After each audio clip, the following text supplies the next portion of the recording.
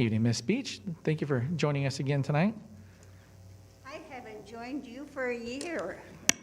Haven't you been lucky? Is this okay? Am I all right? We can hear you fine. Thank you. Okay. I want to have a discussion about First Street. And unless it's all been changed for a week, my discussion is the 40-mile-an-hour speed limit on that street. Okay, so I'm going to read this because I wanted to get it all done. Okay. Come with me in the car starting at Franklin and First Street going east by the Washington Street corner. See a large traffic sign on the south side reading speed limit ahead, minimum 40 miles an hour.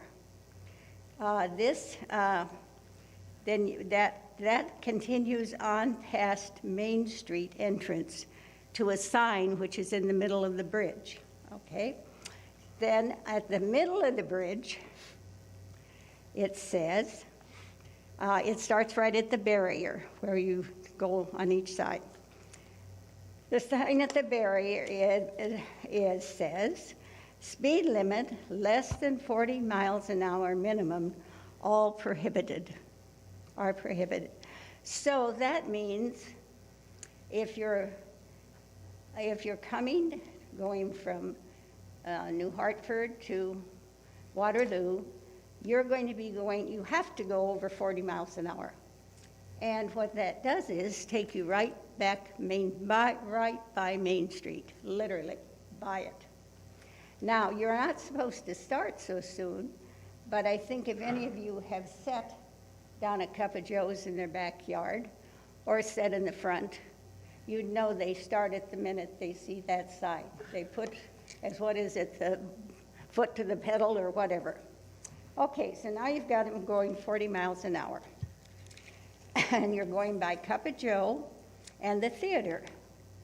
And from there to the next one, which says, now you can't go under 40 miles an hour. There's no speed limit, literally.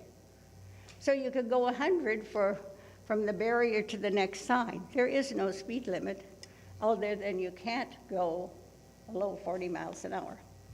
Okay.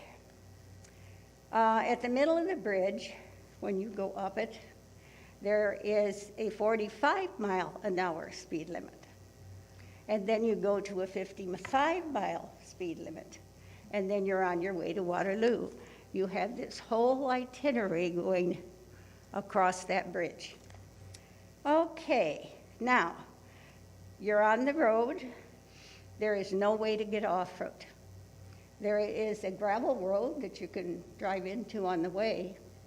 You cannot get back to Cedar Falls. You have to go clear to the airport road. That's as soon as you can turn around to come back to Cedar Falls.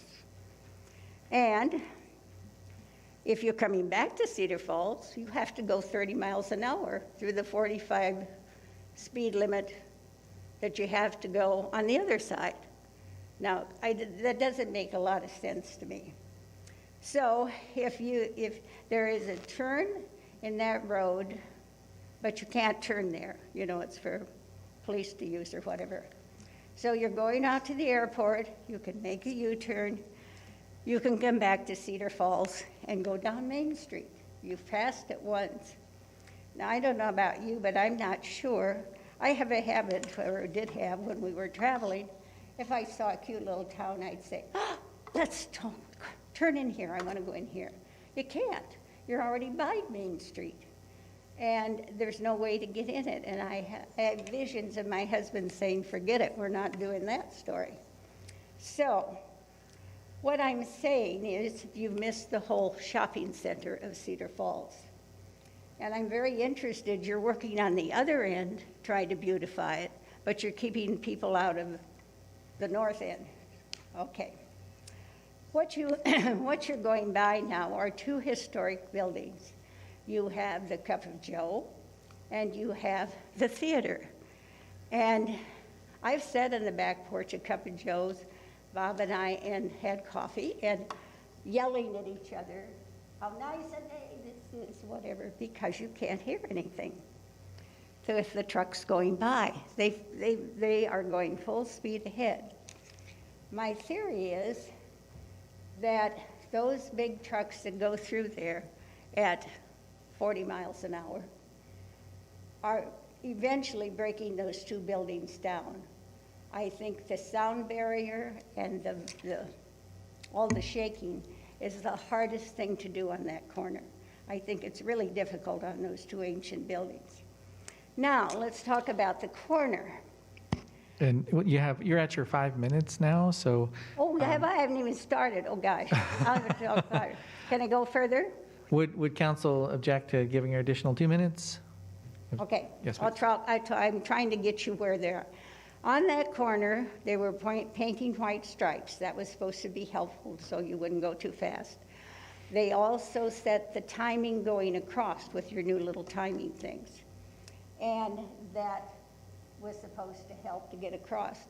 On that corner, you have a hotel, you have a theater, you have an old building with Cup of Joe, you have the theater right, you have the hotel right down the street. You have all these things in that area. And you're going to have, if what I understand is, eventually the big water thing in the Cedar River.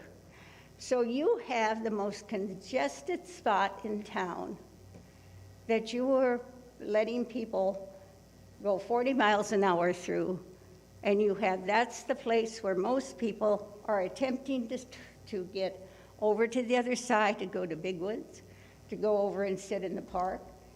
I think it is a dangerous, dangerous thing, and I think the only thing that I have been told is, oh, it's DOT. It's DOT, you can't fix it. I don't believe that. I think that DOT changed the end of Main Street, or First Street coming in for one of the big houses down there, and I think they altered it a little bit. I think the DOT would pay attention. I think your merchants are losing money. I think Cedar Falls is losing people coming through and enjoying us. So I wish somebody would delve into it a little bit further and go to DOT and say, where did it come from? Who put those signs up? Why? Thank you. All right, thank you, Rosemary.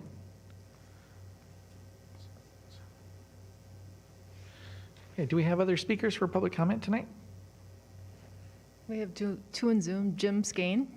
Okay, so Mr. Skane, if you just give a name and address for the record, please, sir. And the floor is yours. Yes, 2215 Clay Street, Jim Skane. And I'm pleased that Ms. Beach had some extra time. It indicates some flexibility that has not been there before. But I really want to talk about several things. For example, I listened very carefully to the committee of the whole presentation, and there seemed to be some progress in restoring the mayor to the original power, but there was no mention about the agenda, because as it is now, the city administrator develops the agenda, and there's no input from anybody other than the city administrator. And I think that that should be a function of the mayor in cooperation with the council to set the agenda. Also, on the situation, the presentation by Snyder about the reconstruction of Main Street, again, having the three roundabouts are going to be tremendously more expensive than if you keep the optimized lights, and reducing it to 3 lanes will again slow traffic. I've read many accounts of cities that have gone to 3 lanes, and it has been not a positive change. The roundabouts now at 3 places. A very dangerous place to put one is at 6th Street, because that's right by the library, and other and commercial places. And in that particular case, that does not give any leeway for pedestrians, despite what the Snyder people say. And also, the Snyder people have not been forthcoming as to how many accidents there actually have been at any of the intersections. I know that there was a problem at 18th and putting it together, and every roundabout costs more than 5 to 6 times what it would be to keep the lights. And as I said before, the 3-lane contributes to traffic congestion. 1 minute remaining, sir. Beg pardon? 1 minute remaining, sir. Okay. And as we look at the agenda for tonight, it's clearly the city administrator's agenda. And despite the fact that the council adopted Robert's Rules of Order version 12, it does not conform to anything like that. It's the way that it has been for many, many years now. So I would hope that before it gets before the council, that there are significant changes. All right, thank you, Mr. Skane. Do we have any other speakers for public comment tonight? Or public forum? Rick Sharp. Okay, Rick Sharp, name and address for the record, please, sir. Hello, Rick Sharp, 1623 Burke Street. Just curious right now on the Zoom, are we not showing video today? Is it just audio only? Because I'm on the app and I don't have video, just audio. So do you mean for yourself, seeing yourself on screen? No, the whole meeting period, and it was like that at the tail end of the, to me, the whole meeting as well. Okay, well, thank you for letting us know. So you, are you? All I'm seeing is the Cedar Falls logo is all I'm seeing. Okay, well, thank you. No. If Channel 15 crew can take a look into that to resolve it. Yeah, I believe it's on the Channel 15 feed.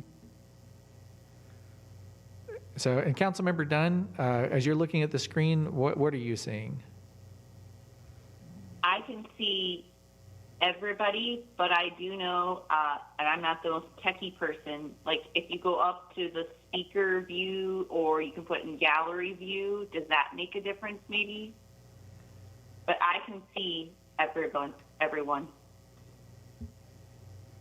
Yeah, so, Mr. Sharp, did you get that for changing the gallery view potentially? Does that help? We don't have that option on the iPad. I saw Miss Dunn's video feed, but I'm back to a black screen again. And I never had this problem in previous meetings. Okay. Well, I'll leave it for staff to try to resolve that if there's a problem here on our end. We do have audio for the public, and Councilmember Dunn can see us. one of the important parts of parliamentary procedure is being able to see and hear the other members of the body. So since we can do that, I wouldn't call that a stoppable problem for the council meeting, but certainly, Mr. Sharp, we will try to resolve that. Did you have other comment that you would like to add in as well? I won't count that against your time. No, thanks. Not today, sir. Okay. Thank you very much. Mr. Mayor, point of order. Yes, Councilor Harding. Just wondered if you could shed some light on Mr. Skane's comment about the administrator controlling the agenda. Because in my experience, as I've watched it, the mayor has the say of what goes on the agenda, and council can override. Am I incorrect in that perception of the ordinance? Yes, it wouldn't be appropriate to get into a debate or discussion about it for a public forum, but I can say the agenda has always come to me, the draft agenda on Friday morning. I review it. I check to not for content so much as just making sure that things are appropriate, that they're appearing on the agenda.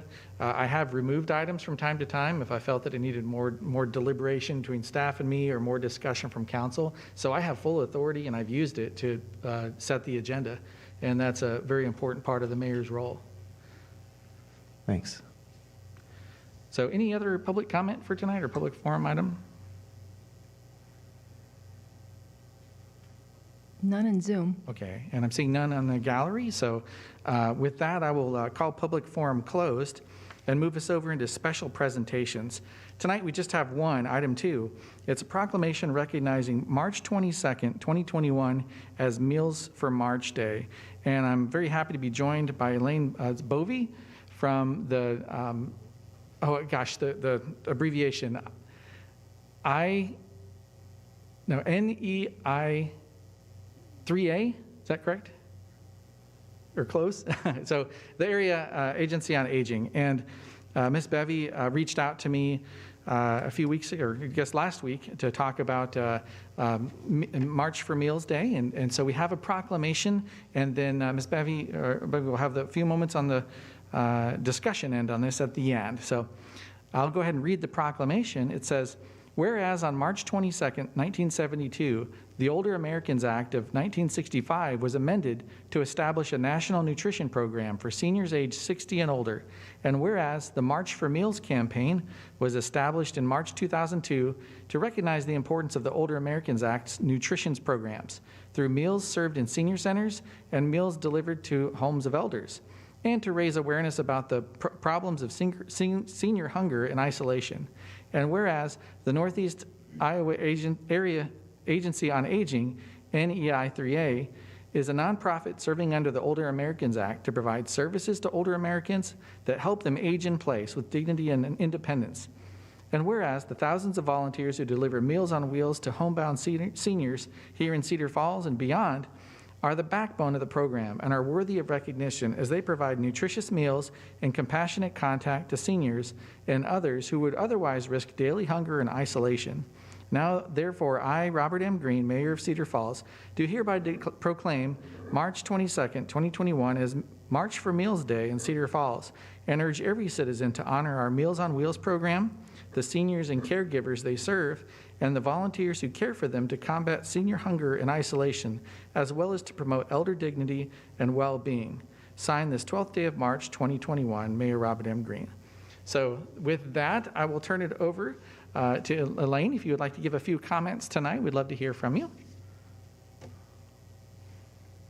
Yes, thank you for having me, everyone. I am with NEI 3A as the Aging Specialist Nutrition in Cedar Falls, and also a volunteer coordinator for our home delivered meals, or as many people know it as Meals on Wheels.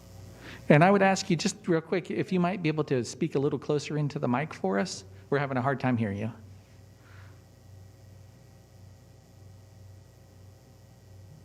And now not at all. Oh, is this better? That's a little better, thank you. Okay, so thank you for having me. Our nation's older adult population is growing exceptionally, outpacing the resources available to serve vulnerable older adults and putting their health and well-being in jeopardy. Our Meals on Wheels programs, like NEI 3A's home delivered meals, effectively addresses challenges by promoting health and improving the quality of life for at-risk seniors. Through these programs, we have the opportunity to not only keep seniors healthy and independent at home where they want to be, but we also help them save billions in tax dollars by keeping them out of more costly healthcare alternatives. NEI 3A works with dedicated volunteers, transit agencies, local restaurants, and vendors, and we have delivered over 191,700 meals to older Iowans from July to December last year, and we have more than doubled the number of meals we delivered during the same time frame in 2019. And our volunteers deliver more than just a nutritious meal to homebound older adults. They also provide a vital lifeline and connection to the community, which are sometimes all it takes to keep these older adults at home and where they want to be. So, and any individuals looking for information about our programs can go to our website at nei3a.com .org, or can call 1-800-779-8707. And we just want to thank the City of Cedar Falls for making this proclamation for our March for Meals and recognizing this day, and we look forward to continuing to support Cedar Falls. Thank you, Ms. Bovee. And are you looking for volunteers currently as drivers and deliverers? Right now, we are only doing frozen meals, delivering frozen meals once a week to our consumers. And so right now, we do have enough volunteers helping us. But in the future, we normally do daily hot meals delivered Monday through Friday. And that is when we'll need a lot more volunteers coming up. And so we don't know that day right now when we'll go back to hot delivered meals, but in the future, we would love to have more volunteers helping us deliver. All right. Thank you very much, Ms. Bovee, for helping us learn more about this important program in our community. So that brings us over to item 3, special order of business. This is a public hearing on the proposed plans, specifications, form of contract, and estimate of cost for the 2021 street construction project. Is there a motion to receive and file proof of publication? So moved. The motion and seconded. All in favor say aye. Aye. Aye. Opposed? Aye. Okay, that passes. And do we have any written communications filed, Madam Clerk? I have no written communications on file, Mr. Mayor. Thank you, ma'am.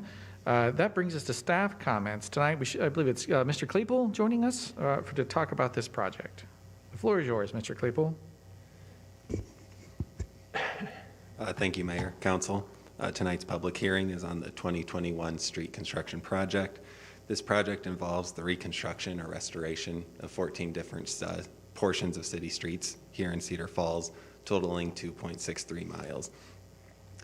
The typical recon work includes the removal and replacement of the pavement and storm sewer network, any necessary relocation or replacement of sanitary sewer or water main, and other items such as the replacement of driveway approaches, striping, signage, and other miscellaneous items to return the street into a better condition.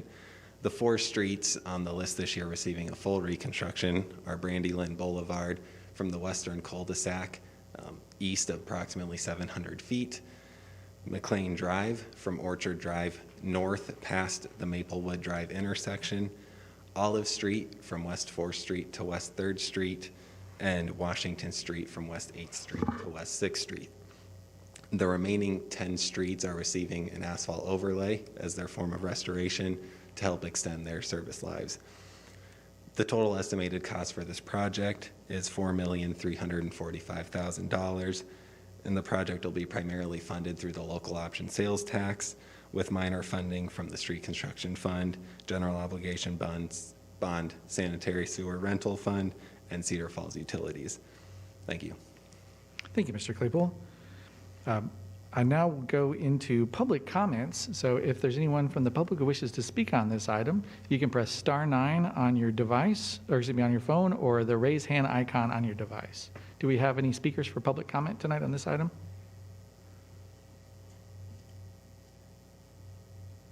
Jim Skane. Okay, Mr. Skeen, the floor is yours, sir. Yes, on the cost, it said it was $4 million and indicated where it's coming from. Why does the city, for funding the street program, have to resort to taking money from the Cedar Falls utilities? So do I understand the question about, is it why the city is paying for this cost rather than Cedar Falls Utilities? Is that correct, Mr. Skane? As one of the sources, local options, and then the last one he mentioned was Cedar Falls Utilities. Yes, sir. Okay. So yes, sir, Mr. Claypool, would you be able to answer that for how the funding is broken out? Yeah, any of the required water main work is funded exclusively through the Cedar Falls utilities, since the water is their utility, while we cover this, the storm sewer as part of the city's main obligation, and then the water reclamation division covers the the sanitary sewer portions. Okay, thank you, Mr. Claypool. Any other speakers for public comment? Seeing none in Zoom. Okay, and seeing none in the gallery.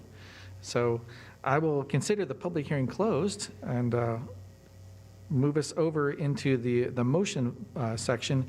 Before taking a motion, I do just want, for full disclosure, to let council and the public know, my house is on one of these streets that's being approved, and if I were on council, I would recuse myself from the vote, but if council doesn't object, I would like to, or I would still preside over the item.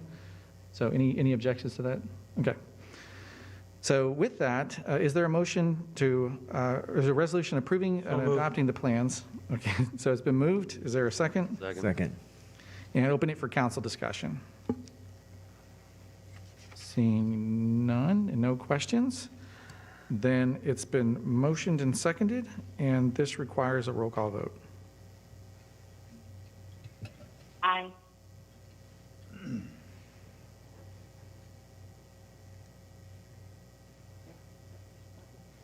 Aye. Oh. All voting aye, Mr. Mayor. All right, thank you, Madam Clerk, and thank you, Mr. Claypool. The next item, number 4, is passing ordinance 2987, amending Chapter 26 zoning of the Code of Ordinances relative to adaptive reuse of institutional buildings upon its second consideration. Is there a motion to approve? So moved. Second. Motion and seconded. Any further council questions? And any from the public? None in Okay, Zoom. so motion and seconded, and this requires a roll call vote. Aye. 5 voting aye, 2 voting nay, Mr. Mayor. Thank you, Madam Clerk. That brings us to item 5, which is a resolution approving and authorizing execution of a Sturgis Falls celebration agreement for use of city parks and services with Sturgis Falls Celebration Incorporated. Is there a motion to approve this item? So moved. Second. The motion and seconded. Open it for council questions to start out with. And seeing none, then I'll open it to the public for comment. So, Mr. Stoddard, I understand you would wish to speak tonight. And then I'll prep for anyone from the public wishing to speak on this item. You can press *9 or the raise hand icon. So, Mr. Stoddard, the floor is yours, sir. Okay. And we do have your presentation, I understand, to It is look up. at us. Okay. So it's not up yet, but should see it momentarily. Well, at the last, I'm Jay Stoddard, 228 Mary Hill Drive, Cedar Falls, Iowa. I'm sorry. Greetings, Mr. Mayor, City Council, and staff. At the last council meeting, I had a PowerPoint showing the tens of thousands of dollars that Sturgis Falls has donated to the dozens of city projects, as well as the millions of dollars in economic development that Sturgis Falls brings into Cedar Falls during the Sturgis Falls celebration weekend. I'm now wanting to take the opportunity to talk about this year's Sturgis Falls celebration weekend and to clarify some issues. The Sturgis Falls Board of Directors welcomes other organizations offering new and different entertainment to help make the weekend better. The only issue that our board has had was how these organizations would contribute to the non-beer family events like the parade. We wanted to set up a formula like a percent versus a flat fee so that there would always be a uniform and consistent way that these groups would contribute and support these family events. This was the main point of contention. In keeping with the Sturgis Falls goal of not charging admission or an application fee for entries like the parade, Sturgis Falls needs to have family events sponsored so that they can operate successfully as they have for over 45 years. The complexity of selling beer at Sturgis Falls is vastly simpler than putting on a non-beer family events like the parade, which takes a Herculean effort to pull off.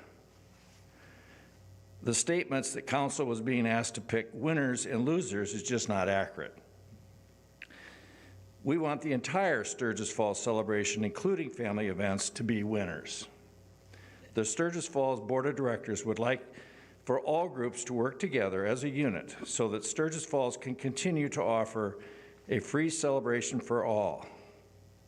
A unified front serves Sturgis Falls and the city the best. Here are some slides showing some of the highlights that we're planning for this year's celebration in a PowerPoint put together by our board member Kim Manning and Jeremy Ott.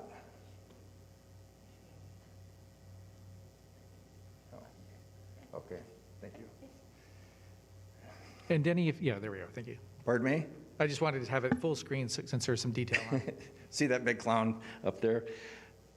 Each year our board chooses a theme. This year it's Visions of Summer. And we do this every single year, and you've seen a lot of the artwork that we've have that's it's all over town. We also ask local artists to submit artwork that best exemplifies the theme. Kate Brennanhall was the winner and was awarded a stipend for her rendition. Public safety is a major concern of our board this year, and we will diligently be following the CDC guidelines during the Sturgis Falls weekend. Gateway Park and Overman Park social distancing plans that has been endorsed by the governor's office. And here's the map right here of Gateway Park. I don't know if I can have a arrow pointed on anything, but oh, there. Here's the Sturgis Falls Gateway stage. And over in this area here is where we have spools with umbrellas and a flat top. Now these are, Pete Downs calls these party pods. And there's a light going to be on the inside of them that you can turn on for, I guess, beer service. And over here we have all picnic tables that are spaced. All lines for beer will be spaced. And all these areas here will have squares where you can get 4 people in there so that they're spaced as well. Okay, here's Overman Park. This is a lot more complicated because the area is not as big. I'm not sure you're able to see, but there's white squares in there that represent a 6-foot by 6-foot area where you can get 4 family members or 4 people that have been vaccinated and is safe. And so you can get, you know, about 2,000, 3,000 people doing this particular method.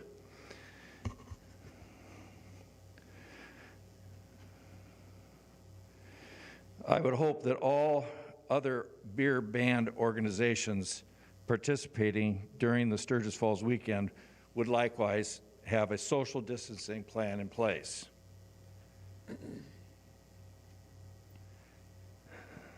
Probably the single most prestigious highlight of the Sturgis Falls celebration is having the United States Marine Corps Band perform. Every fall when I begin my quest for a Marine band to perform, I'm always nervous that I won't be able to get a Marine band to accept our invitation. I have been successful in getting a Marine band to play for over 25 years. No other community in the Midwest has even come close to this accomplishment. the Marines love coming to Cedar Falls, and they vie for the opportunity. They say it is the highlight of the year for them. For instance, the Albany Marine Band graced our stage for 8 years until the Marines started splitting up and consolidating the Marine bands. The Albany Marine Band was dispersed and therefore unable to attend. In a panic, I called the Marine Band office at the Pentagon requesting another Marine Band. I was connected with Master Sergeant Michael Edmondson, whose name I recognized, and he recognized mine, for performing with the Albany Marine Band under Master Sergeant Matt Farquhar. Some of you may recognize Matt's name, which became infamous after his first encore. He announced without any prompting, and for our second encore, he said. He brought down the house. This year, I reached out to the 2nd Marine Band from Cherry Point, North Carolina, which were slated to come last year. I was connected with Master Sergeant Stephen Davis, whom I knew for coming here in 2007. The 2nd Marine Band will march in the parade, have a brass ensemble perform on the bandshell stage early Saturday afternoon, as well as perform a full concert at 7 p.m. Saturday. We will also have the 34th Army Marine Band, or Army Band, in the parade, and they will perform on the bandshell stage as well. Shannon Broca is the director in charge of the bandshell entertainment and is assisted by Director Greg Grover.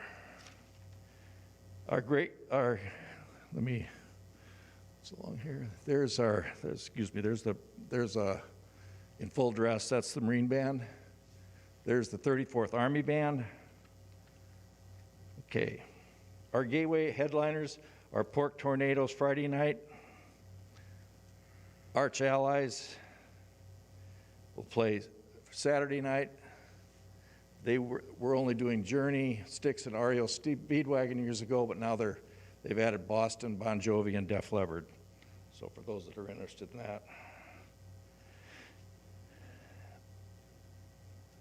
Here's the Checker and the Blue Tones will headline on Sunday. And yes, the Bob Dorr and the Blue Band will be playing. They were our very first band to perform at Sturgis Falls for us. Here's an actual photo of Arch Allies performing on the Gateway Park stage a few years ago. You can see some of our tents in the background, all manufactured by Waterloo Tent and Shade by Pete Downs. He's a director in charge of signage, canopies, and tent setup. He also calls himself the Sturgis Falls Rush Chairman. Besides Pete donating his time, he has financially donated many dollars and items to Sturgis Falls. Here's an aerial shot of Gateway Park with some of the food vendors. Don Scher is the director in charge of our food and beverages. Also, you can see the beer tents and trailers.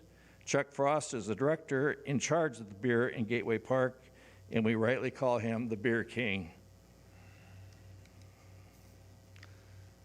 This is a diagram of the parade route. It starts at 8th and Clay and ends at 5th and Franklin.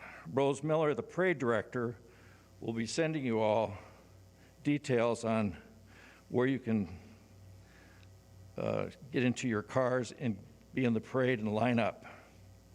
I will escort each of you from the car to the main reviewing stand. Here is a photo of a float with a class reunion writing on it. We have up to 12 class reunions that make Sturgis Falls their weekend get-together. And here's a float with showing the Cedar Falls Municipal Band with Dennis Downs. And here's a photo of Overman Park right before the Bill Riley Talent Search. You can see there's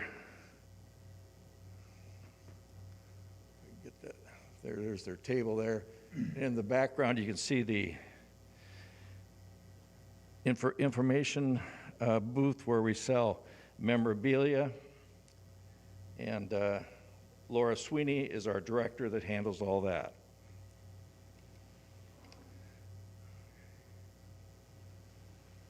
This is a photo of chalk art. It's done in the Kids Way tent. Molly Kaler, the big Top ringmaster is the Kidsway tent director and organizes all this. Here's another big activity, face painting in the Kidsway tent. And this is a picture of Willie S. Wonderful and Dean Franzen, our magician and juggler. This is a Sunday shot of the Arts and Crafts Fair that is directed by Jill Thorpe on our board. Here's another photo of Dean Franzen right before his juggling act in the Kidsway tent. And our parents are sitting in bleachers in the background.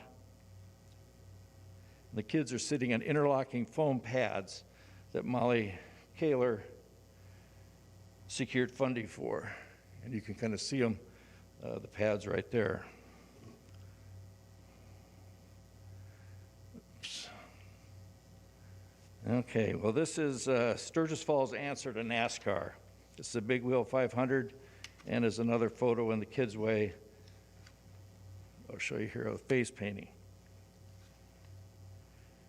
As you can easily see, the depth and breadth of the non-beer family events that are the very foundation of Sturgis Falls. Without these family events, this celebration would just be another beer band event. We also have a mile of parking off of Lincoln Street by Gateway Park. Many years ago, we realized trams would be a great asset. We arranged an agreement with the Blackhawk County Park Department to store the trams and be able to use them throughout the year, except during the Sturgis Falls weekend. The trams can transport up to 17 people from Gateway Park to Overman and back. There are also 6-seater golf carts that take people from parking areas to the carnival, the Gateway Large Shelter, as well as the Gateway Entertainment Area. Another important fact is that we pay numerous groups and organizations to perform all the necessary tasks and jobs to make the celebration happen. These groups include the Boy Scouts, the Salvation Army, numerous church groups, Dance Marathon, and other UNI student groups. If there are other groups that would like to earn money helping Sturgis Falls, please contact me or go to sturgisfalls.org. I want to repeat, no one on our board, including myself, is paid. We're all volunteers. I bring this up again since several council members thought that we were paid, and we're not. In closing, let's all work together collectively to keep the Midwest's largest free city celebration going for another 45 years. Thank you. Thank you very much, Mr. Stoddard. Before that, since we are in a public comment period, I'll open up for other public or other comments, and then council can have additional questions as well. So are there other speakers for public comment tonight? Yeah. We have one in the gallery here. Okay, yes, please, sir. Name and address for the record, please. Yeah, my name is Steve Hewsome. I live at 4909 Quisada Avenue in Cedar Falls. And outside of maybe Jay, there's nobody in this room that would like to see a more successful Sturgis Falls celebration this year than I would. Everybody on our committee wants to see a very successful Sturgis Falls. I've lived here my entire life and love the event and plan on participating again this year, given the opportunity if we have it. So, but I'm also here tonight to talk about the agreement, and I'm representing the North Shore Boat Club, and I'm a past president of that organization. I'm also on the committee that organizes the annual firefighters dance on Friday night.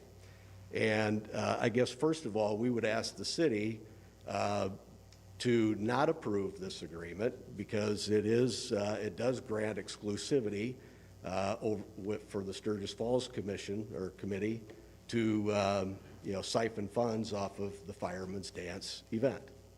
We don't think it's good practice or policy for the city of Cedar Falls to be entering into any kind of exclusive arrangement that gives one organization control and funding off of another organization's work.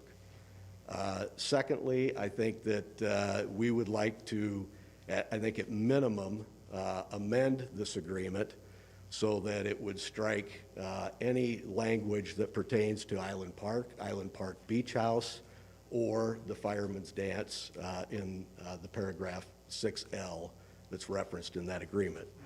So I would respectfully ask you to consider that and let us have our event and have the autonomy to run our event as we find necessary without all of the restrictions and covenants that are placed under this agreement like it has been. So thank you for your consideration. All right, thank you, Mr. Newsom. Any other speakers for public comment tonight? Number ending 0945. Okay, so 0945, just name and address for the record, please.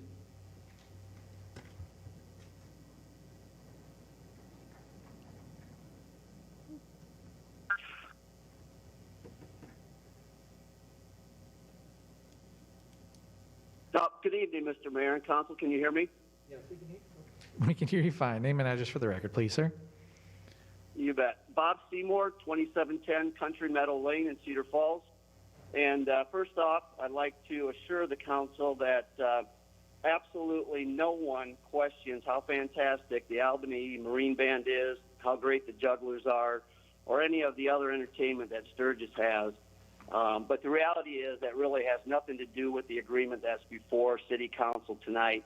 And that's here, the reason why I want to speak here for a few minutes if I can.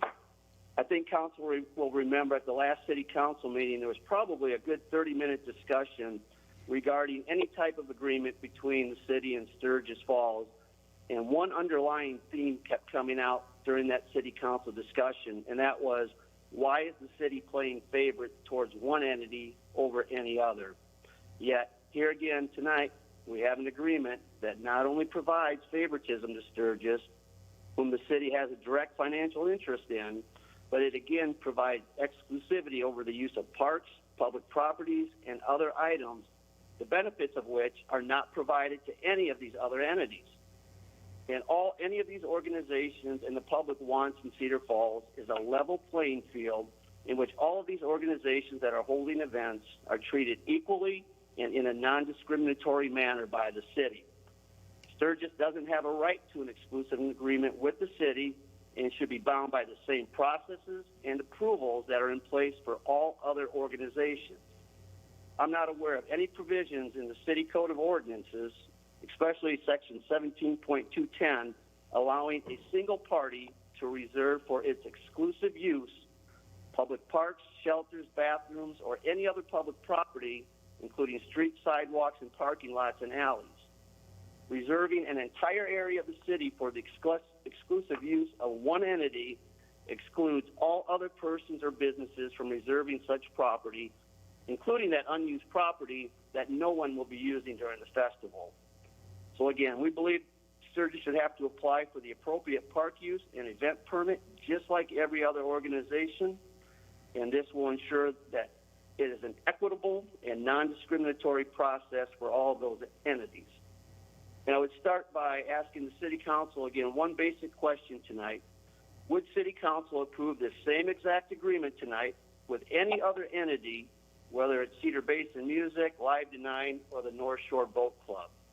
And if that answer is no, then it should be 100% clear that the agreement before you tonight is inappropriate, provides an unfair playing field, and provides exclusivity and benefit to Sturgis Falls and to Sturgis Falls alone.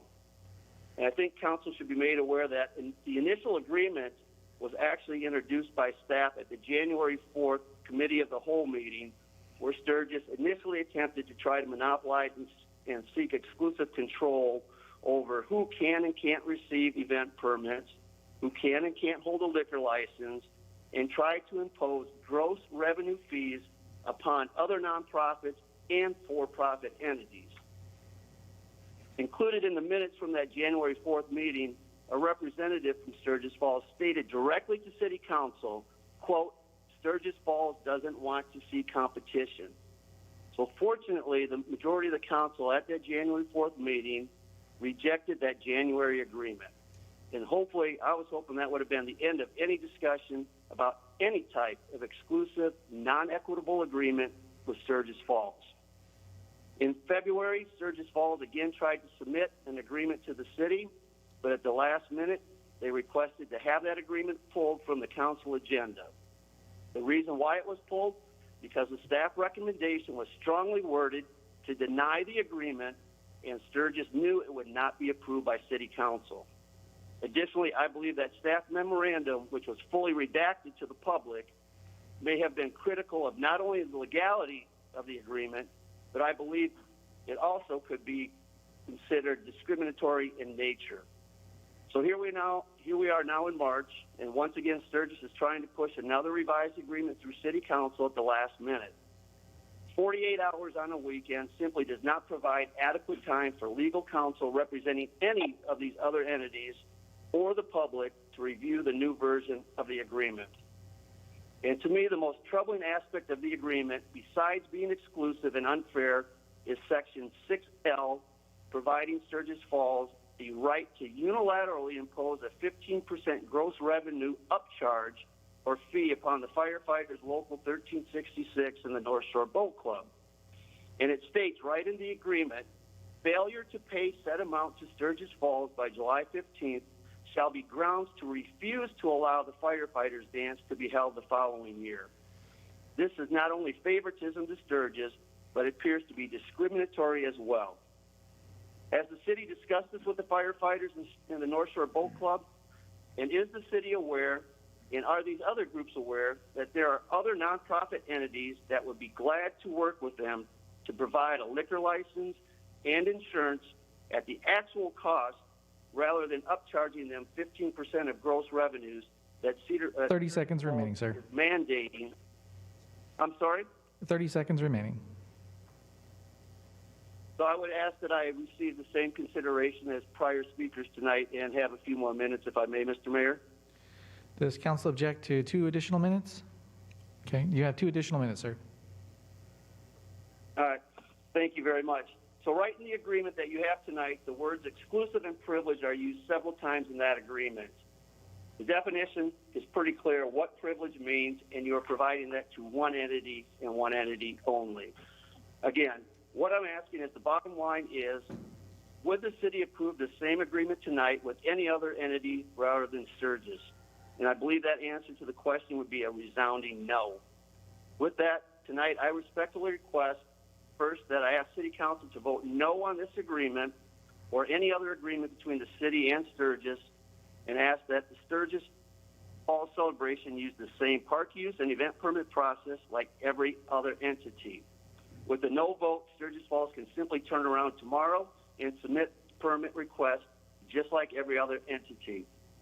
Second, at a minimum, I would request that you defer any action on this agreement, as 48 hours on a weekend does not provide adequate time for any legal counsel representing these entities to do their due diligence. And last, I would request that City Council refer to a committee the entire process of getting items placed on the City Council agenda and the timing of the release of the full packet of information to City Council and the public at 3 o'clock on a Friday afternoon. The system right now does not provide City Council or the public adequate time to thoroughly review what can be hundreds of pages of documents. It's not feasible to get outside legal counsel to review any of this in a 48-hour period, and it would make sense to me that the council materials be released a week in advance of the actual City Council meeting. Thank you very much for your time and consideration, and I would be glad to provide you my comments to the City Clerk for the record. Thank you, Mr. Seymour. Any other speakers for public comment tonight? None. And yes, sir. Statement address for the record, please. Yes. I'm Brock Krejci, 2312 Cypress Avenue. I've also been a Commodore of the North Shore Boat Club several years ago. I find myself less on committees and more on just the list of people to phone up and call and help. Yes. Okay, gladly. Thanks. And thank you guys for your time tonight. I wanted to provide just a little bit of background on the history of this issue and probably just fill you guys in on why it may be coming out of nowhere. This is an agreement that was forced upon us. You know, my memory is not that great. I'm going to say 12, 15 years ago. It's been some time that this agreement's been in place. And the North Shore Boat Club has been forced to work underneath this agreement. And it's merely because we've missed the notice that this would be up for a vote for renewal. And we were lucky enough to catch that this year that has got us, you know, here just to talk a little bit about it. I'm certainly a huge advocate of Sturgis Falls. I've enjoyed every part of it, from watching the parade to, helping volunteer to run things. I always think that's a lot of fun with a small town. But I ask that you consider letting a separate entity run its own independent celebration. There's nothing wrong with beer and a band. It's on a Friday night, not a Saturday morning. And I'd ask that you at least strike paragraph L from the record and also give that consideration to the Jazz Festival. Thanks for your time. Thank you very much, sir. Any other public speakers tonight? Yes, ma'am. Name and address for the record, please. I'm Deb Stoddard, Jay's wife, 228 Mary Hill, Cedar Falls. Evening, Ms. Stoddard. And I'm pretty nervous about this, but I've watched this whole thing play out for years. What I don't understand is these other people, if they don't need Sturgis Falls, why don't they choose another weekend?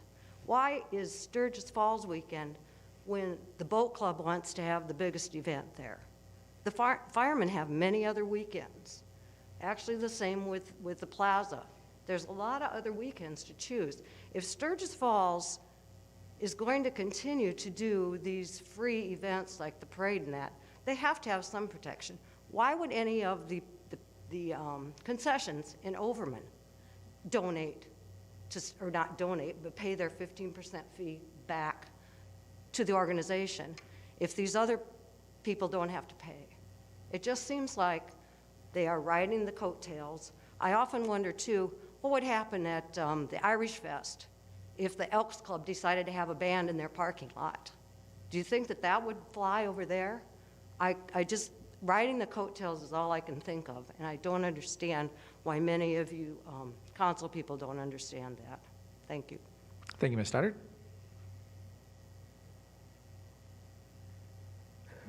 Yeah, only one opportunity, sir. Sure. So no, you're not able to speak. Can I respond?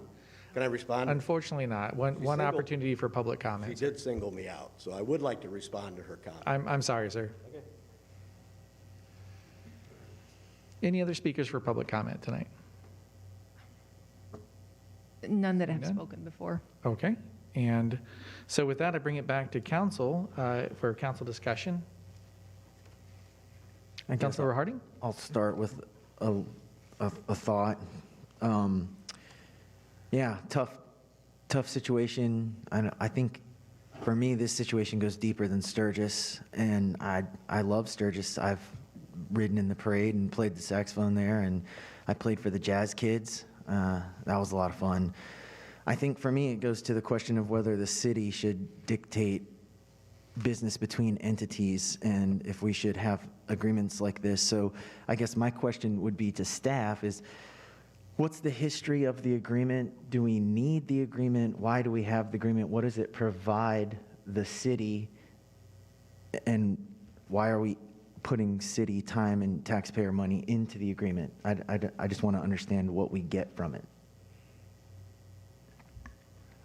I believe when the agreement originated, which is many, many years ago, it used to be on 10-year terms, and recently it was on a 5-year term. This last year was on a 1-year term. But originally, years ago, it was to outline the use of the park areas, refuse collection, security during the event, those types of things. So I know the event's come a long ways and kind of moved locations over the years, but I think that's the reason why the original agreement came forward. As far as some of the other language in regards to the 15% firefighters dance, I know that was added at some point years ago. I do not have that exact year when that came into the contract, but I'm sure Mr. Stoddard would probably know that answer to that. But. Could the items that are in the agreement be addressed in an event permit? Or are there aspects of it, aside from the firefighters dance, are there aspects of it that really require a separate agreement? I would have to look through the agreement again, but in a sense, it probably could be clarified in an event permit. Okay. Yes, Councilmember DeBeer. Could you explain what difference there is in this particular agreement than what there was in prior agreements, other than the talks about title changes due to reorganization of the city? What other changes are in it? So previously, the agreement was, I believe, from 2015 to 2020. And this last year, we updated it to just a one-year agreement, and which just expired. But the language changes were due to the reorganization of the city and also clarification on specific use areas, cleanup after the event, the timeline for that, when fencing could be set up prior to the event. Pretty minor changes in regards to those.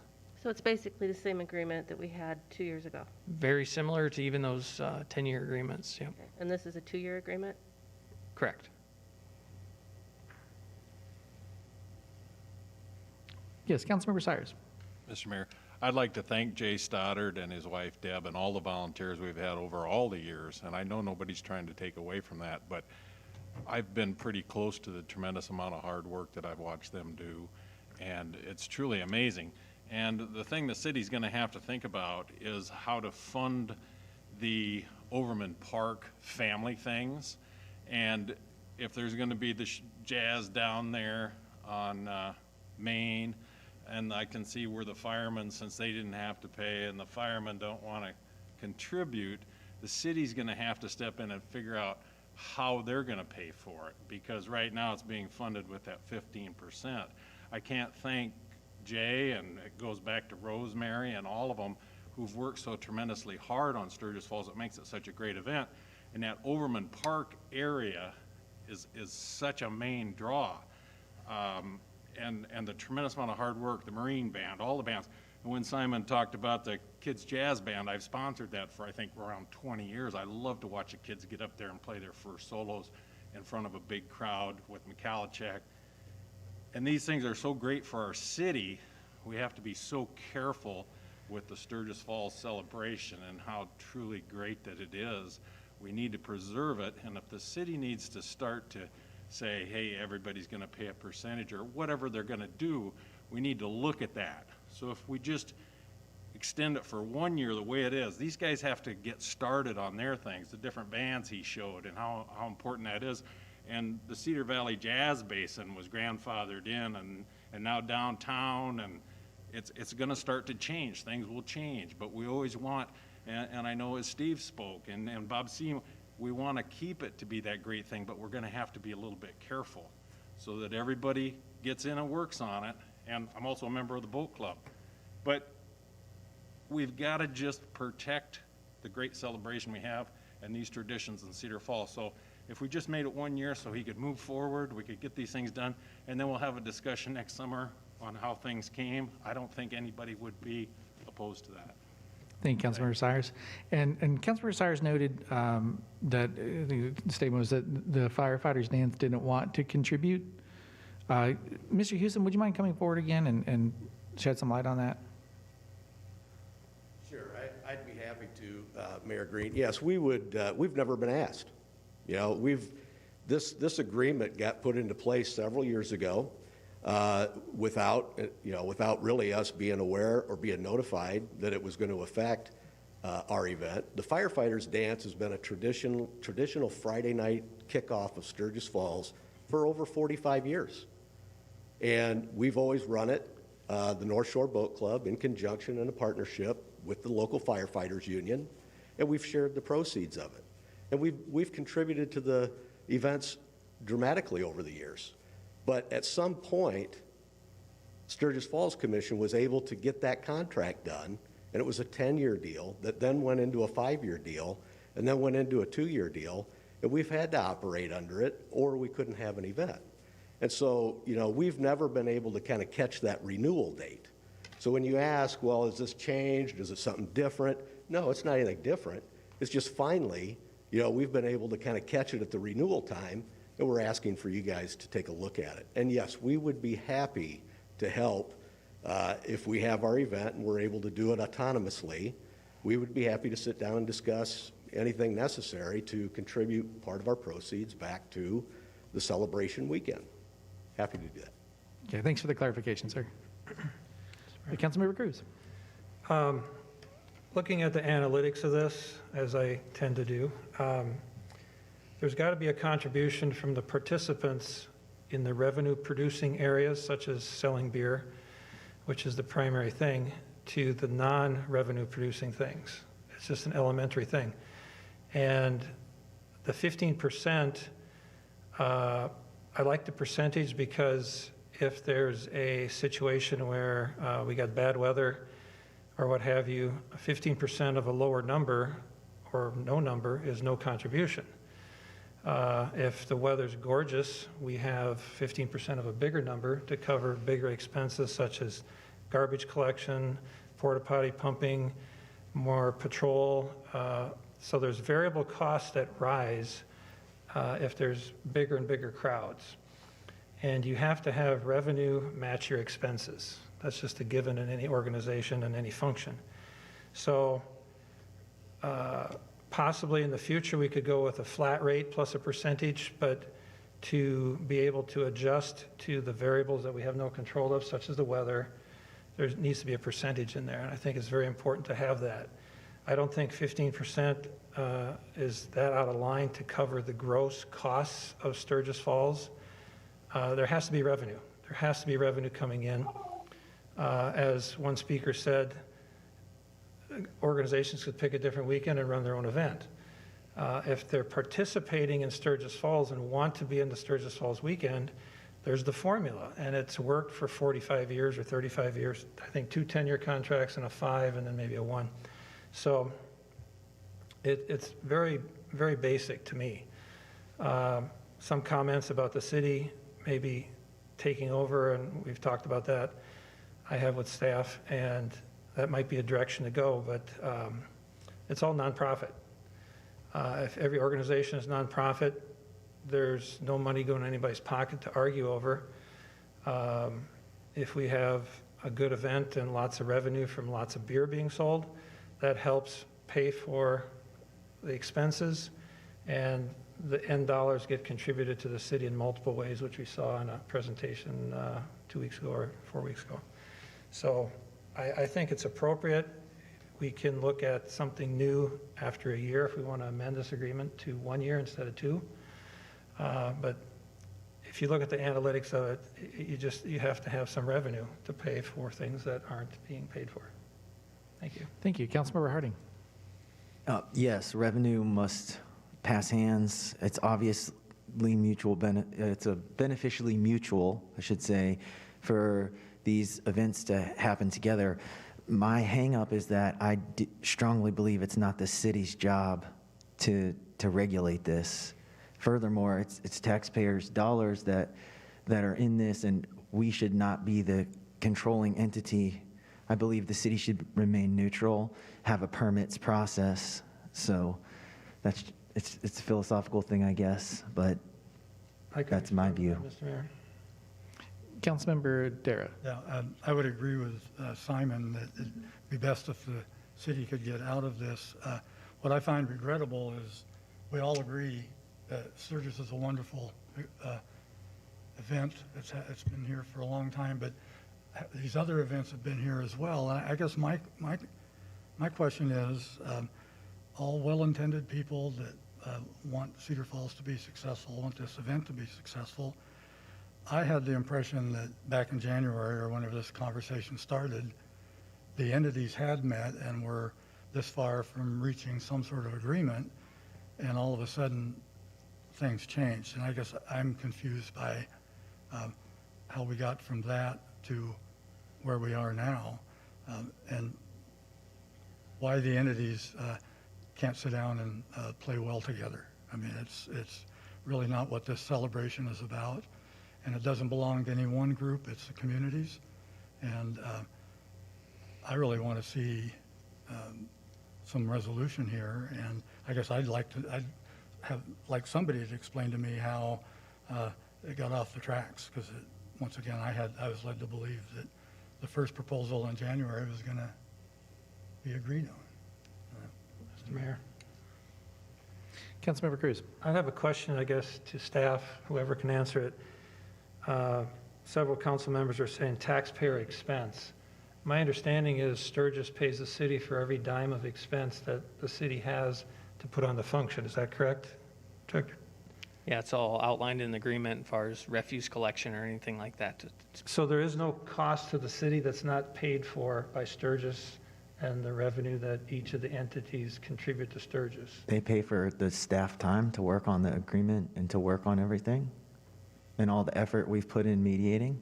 So Director Rodenbeck, I believe No, they do not pay for staff. Now, there has been years when they've been able to financially afford that they have contributed back to the city for police overtime, public works overtime, but there is no set amount that we bill them every year for all of the staff time. But Director Stragi is correct in terms of refuse collection and that, then they pay that. Again, I love Sturgis Falls. I have nothing against Sturgis Falls. It's just my philosophical belief that it's a slippery slope when the city gets into donating money to entities like this and dictating terms between other entities. It's my personal philosophy that we should remain neutral. Thank you. And I don't want to lose Councilmember Dara's question from earlier about some of the history of it. If is that something to address as part of the vote tonight? Is that going to be dependent on that, or can that happen later? Well, to me, it's more the process itself.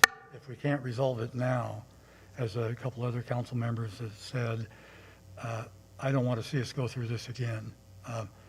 Again, 3 different organizations doing great stuff. It's not coattailing, it's just working together and taking advantage of a great opportunity.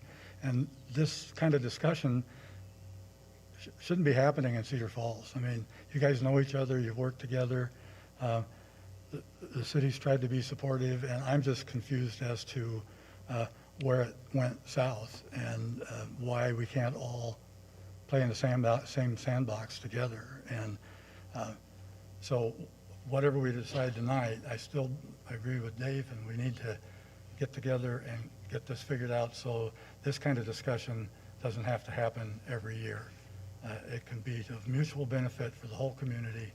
Everybody can make money or lose it together equally, but come on, this doesn't feel right.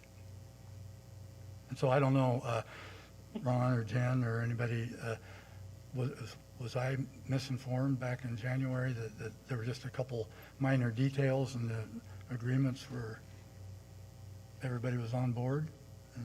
And Mr. Gaines? Well, I'll try to give it a shot. The meeting that came in January was, there was an agreement that came forward and the council voted that down. So subsequently, the city arranged a meeting, and it was a virtual meeting that several members were there. Myself was there, Jennifer Rodenbeck, Chase Schrage, and Mayor Green, along with representatives from Sturgis Falls, Live to 9, and also Cedar Basin Jazz Festival. So had a first meeting, talked about, hey, we're gonna, everybody go gather some information, come back. Had a second meeting, got to the second meeting, and at the end of that second meeting, I think everybody was, as you had indicated, Mr. Dara, very, very close to what we thought was an agreement, and shortly after that, I think things kind of fell apart. I hope I characterized that correctly, Mr. Mayor. Yeah, the agreement, as I remember, moving forward, the plan was to have flat fees. So basically, like pay a cost, pay an expense in from those other groups as part of an affiliate status, and then that ended up kind of breaking down, and so went back to a percentage request instead, and that's as much as we had gotten on our end. And so there's no, people can't reach agreement on those kinds of percentages and stuff, is that's where we're at? I mean, well, I think with the outcome of the last meeting, if I may, is with the 2 groups that they received their permits, and it's our understanding that they're still willing to work with Sturgis Falls and come up with some other type of monetary value to contribute to the celebration.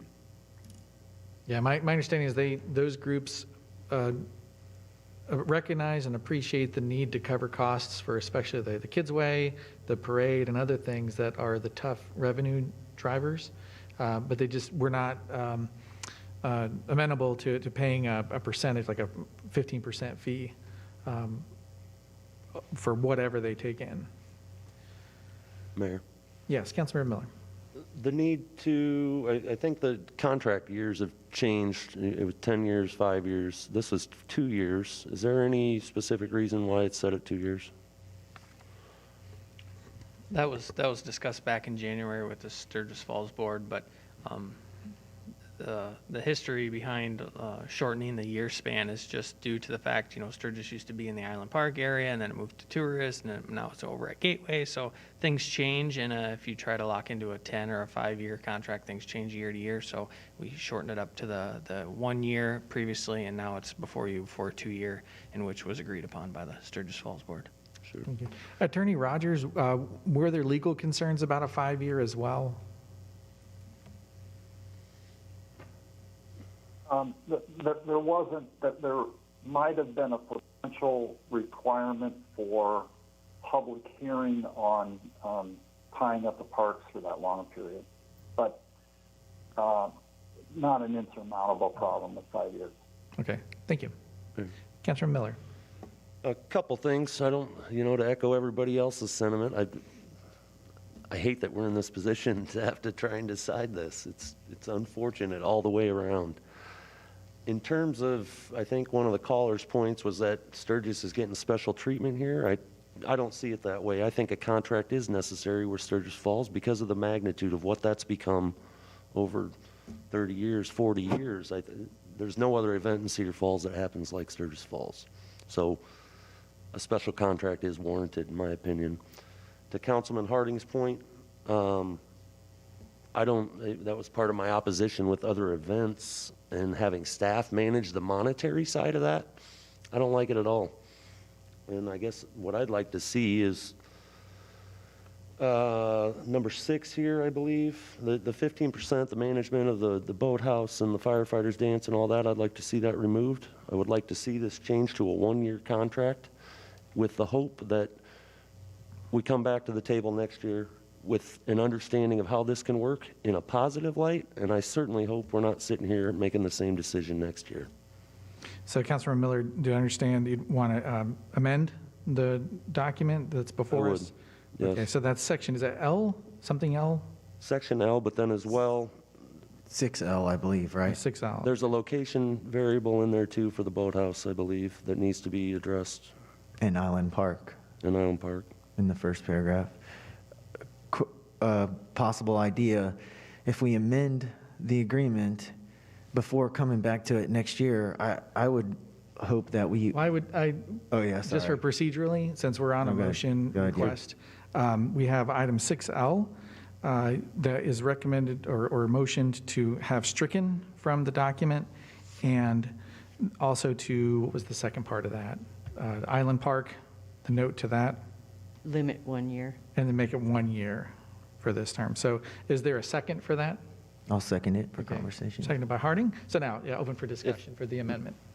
My question would be multiple-fold, or multifold. I would hope maybe this could be a goal session topic, possibly, so that we could hash it out, because I would want some information from staff as to how we could possibly do it without an agreement, or why the agreement fully is necessary. What couldn't be covered with an event permit, I guess. As to this, I would ask Attorney Rogers, is there anything else in this contract, if we amended it and took out 6L, that would affect any other entity or affiliate groups going forward for this year for Sturgis Falls?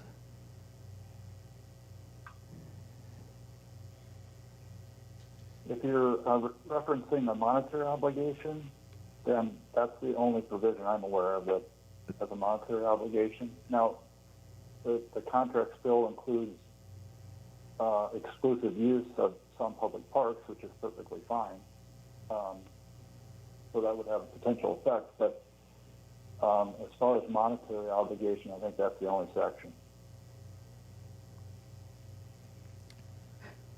Okay, so there is a motion to amend, and I do, just for the sake of Mr. Mayor, can I ask a question, though? Oh, yes, please. If you remove 6L, does that mean that those groups would be able to use that park and pay nothing to help with the Sturgis Falls events because it takes out the 15%?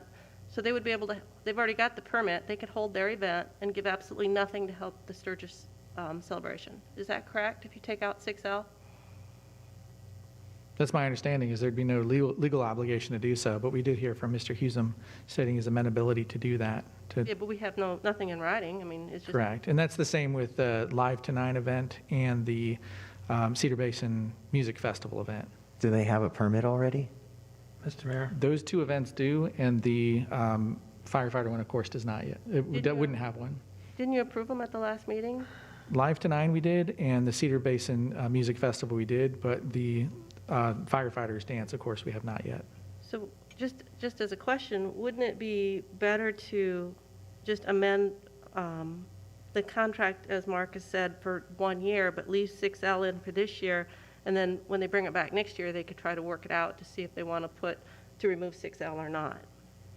So that would be a vote down on the current motion.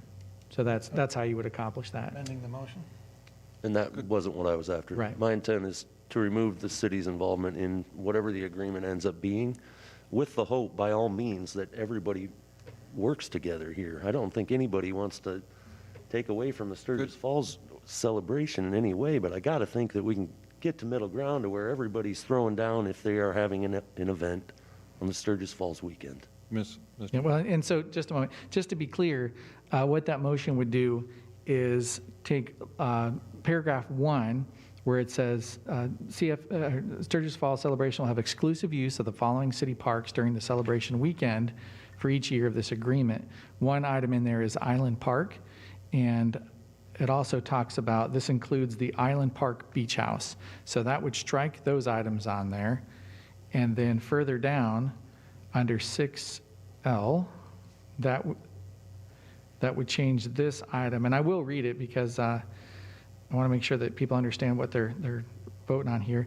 It says, the celebration shall include the firefighters dance held on the Friday night of celebration weekend in the Beach House Shelter in Island Park or Police Officers Memorial Park. The firefighters local 1366, which hosts the dance, shall pay 15% of its validated gross sales on beer and wine cooler sales to FSC. Failure by the firefighters local 1366 to pay said amount to the SFC by July 15, immediately following the celebration weekend, shall be grounds for FSC to refuse to allow the firefighters dance to be held during the following year's celebration weekend. If the SFC shows an overall profit for this celebration weekend, SFC agrees to donate to the city fire department an amount up to 15% of gross sales from the dance that are paid to SFC. The expenditure of these monies shall be for equipment purchases for the city fire department. SFC shall be notified in advance of such equipment purchases for which these funds shall be expended. So this would strike that entire paragraph. Mayor? So just to be clear. Yes, Councilor Miller? And absolutely, and I think if you go back to that, if the firefighters are given Sturgis Falls 15%, but then it's specified here that that's going back to the firefighters, it isn't going to be used for those events, potentially, that don't bring any revenue. After the expense of Sturgis is paid for, though. Right. So there would be something into Sturgis initially, and then the rest, it's like the remainder would go back. Yeah. Mr. Mayor? Mr. Mayor. Councilmember Zires, we haven't heard from Could we get a comment from Steve Husum or somebody from there, what they want to contribute to that? Because his word would be good. I wouldn't be comfortable with having them commit themselves tonight on that. Mr. Mayor? Because he would have to go through a board discussion as well. Mr. Mayor? Yes, Councilmember Cruz. You hit on the nail on the head there, exactly why the verbal discussion that you guys had with the staff didn't set into a permanent agreement, because everybody had to go back to their boards to get approval and then come back forward, and there was disagreement on how to move forward. So you hit the nail on the head why this perceived agreement never materialized. Okay? To Councilman Harding's point about staff time, everything that happens in the city takes staff time, whether it's new streets, what have you, garbage collection routes, everything. So to say that staff time shouldn't be used to put on Sturgis Falls, when the fact that Sturgis uses the boathouse, which is a city function, or city property, all the other streets and parks and public safety officers and everything that gets involved, staff has to be involved because it's in our city. So I don't find that really as offensive to say that Sturgis is using staff time and it's not reimbursed, because it's just part of what we do as. I just meant in the terms of extra. Please don't interrupt.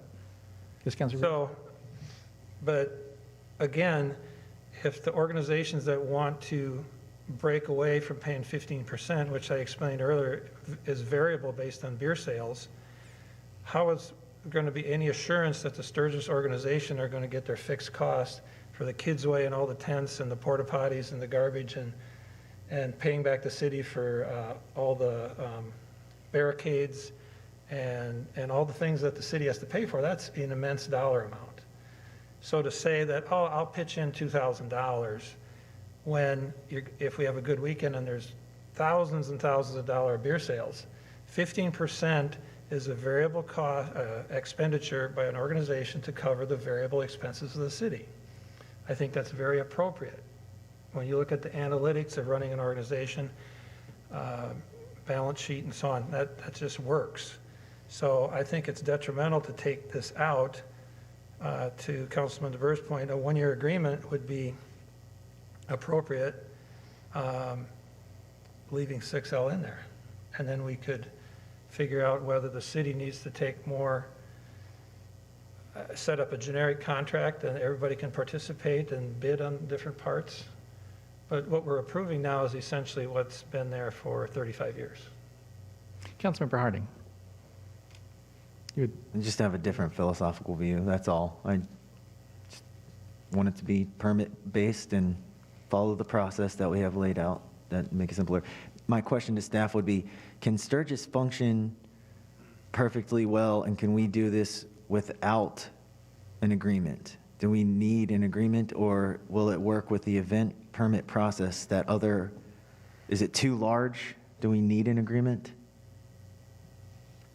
I'm not sure if that's really a staff answer, Right. or is that an answer from Sturgis Falls? In other words, I understand we could issue a permit and we could put stipulations on, like have to remove their stuff out of the park in 14 days. I mean, we could put some of those stipulations on the permit. I think, again, the better question is, though, is just as a couple people have indicated, it's such a large event, and for them to kind of have some assurance that they have those parks reserved every year is probably why they wanted to have an agreement with the city, not I have to rush in there, first come, first serve on the permit. I have some assurance I have those. So I think that question might be better directed at the agencies versus the staff. Yeah, and there's certainly value in the stability of a multi-year agreement, I would think as well. Fair enough. I believe Councilmember Dunn wanted to say something. Oh, yes, Councilmember Dunn, I can't see you at all, so I apologize. I can only see a giant Kevin Rogers. Okay. It's not your fault, Mr. Rogers. I agree with Councilman Harding and so many others that have said, I don't know why we would want, I don't want to hurt Sturgis Falls. This isn't about, this to me is about fairness and how we got to the point where, because the people at the boat club and the firefighters organization, those are volunteers as well, and they have expenses. I know there's bathrooms at the boathouse, but there's porta potties and they have garbage and refuse fees and things like that. I guess the main thing is, though, is I hope that these organizations that are all involved here recognize, I mean, can you imagine Sturgis Falls without a parade? I would hope that you would all say no. Can you imagine Sturgis Falls without the Kids Way tent? I would hope you would all say no. I hope that we understand that the purpose of Sturgis Falls, I would assume when it was created 40-some years ago, was to celebrate our city. So this, to me, is not trying to hurt. It's not the intention. But I do wonder, how did we get to this point where we are not allowing all people who want to celebrate and all organizations who want to celebrate to do so under their own accord, if I'm using that word right.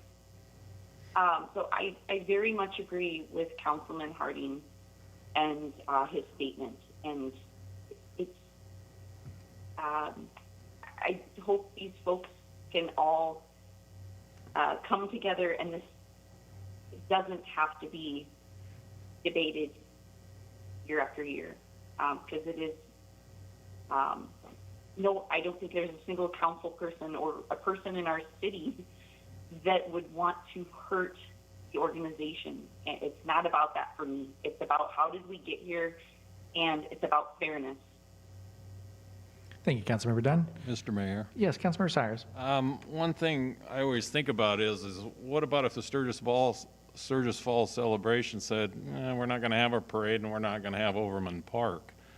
And they provide the funds for Overman Park and the parade through selling beer tickets over there at Gateway Park. So when you all of a sudden say, well, you have to bear the burden of Overman Park and the parade and all the other things, but nobody else really has to, what if they came and they said, well, we're just going to have our Gateway Arena and we're not going to pull a permit for Overman Park?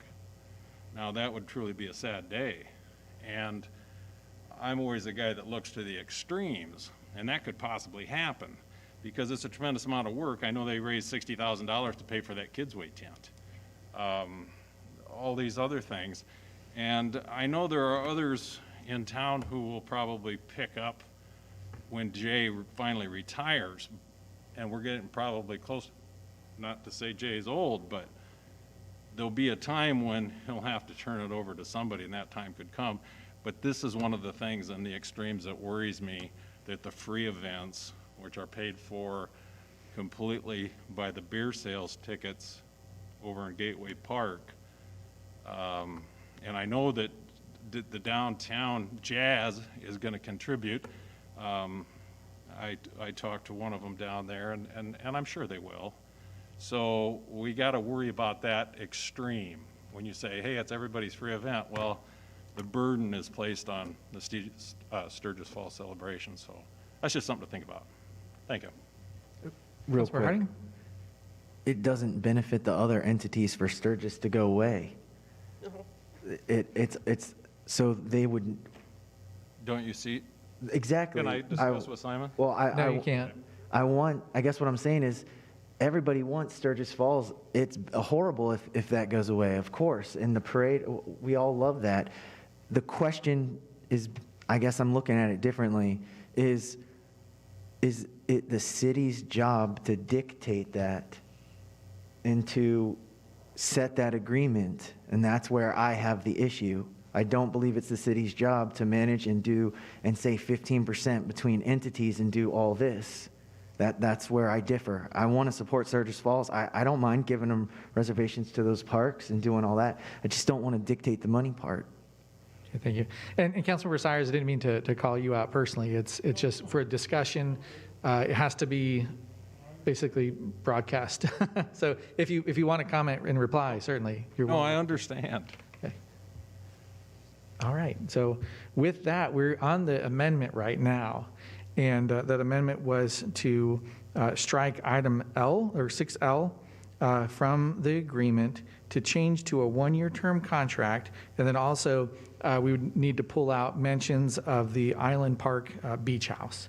So this would be a voice vote in order to add these changes to the document, at which point we'll go back and have the opportunity to vote on the final document itself. Mr. Mayor, So yes, Councilmember Cruz?